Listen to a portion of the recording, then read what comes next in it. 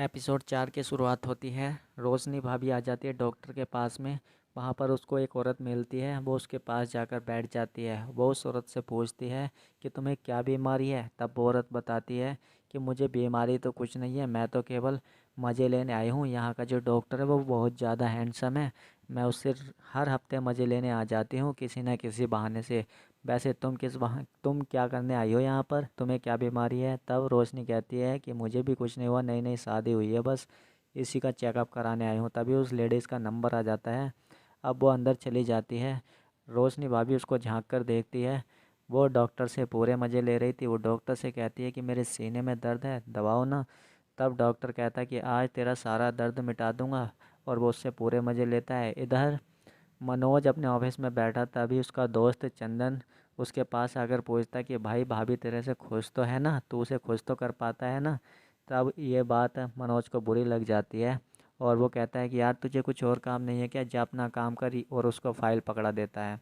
इधर रोशनी भाभी लेकर आ जाती है कैसेट सेक्सी कहानियों की, और वो कैसेट लगाकर सुनने लगती है। और उसको वो इतनी एक्साइटेड हो जाती है कि पूरे मज़े लेने लगती है। इधर वो इमेजिन करने लगती है उसी डॉक्टर को और उस औरत को, और उन दोनों के पूरे मज़े वो इमेजिन करने लगती है। वो औरत और डॉक्टर पूरे मज़े लेते हैं और एक दूसरे के साथ में कांड कर देते हैं।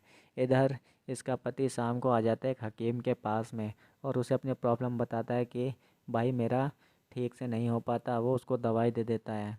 ये अपनी पत्नी के पास आकर पूछता है कि अब कैसी है तुम्हारी तबीयत। रोशनी कहती है कि पहले से ठीक है, तुम आज ऑफिस मत जाना।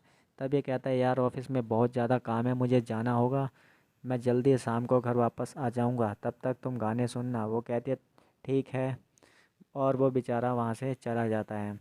रोशनी उसके जाते ही वॉकमैन अपने हेड सर पर लगाती है और फिर से सेक्सी कहानियाँ सुनने लगती है।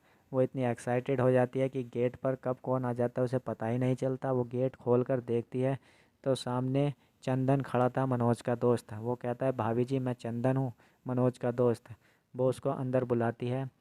वो कहती है कैसे आना हो आपका। वो कहता है, चंदन कहता है कि आपकी तबीयत ख़राब थी ना, इसलिए मैं आपकी खबर लेने आ गया। और वो कैसेट रखी थी सामने, उसको उठाकर कहता है कि ये कैसेट मुझे भी बहुत पसंद है, मैं भी सुनूंगा।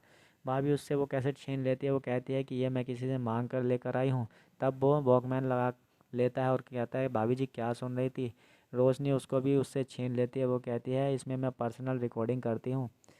फिर वो कहती है मैं तुम्हें अच्छी गानों वाली कैसेट लेकर आती हूँ तुम्हारे लिए। वो कैसेट ढूंढने लगती है तो उसका चंदन जो है उसको घूरने लगता है। जब उससे कंट्रोल नहीं होता तो वो भाभी के पीछे आकर खड़ा हो जाता है। जैसे ही भाभी अचानक घूमती है वो डर जाता है और कैसेट लेकर वहाँ से भाग जाता है।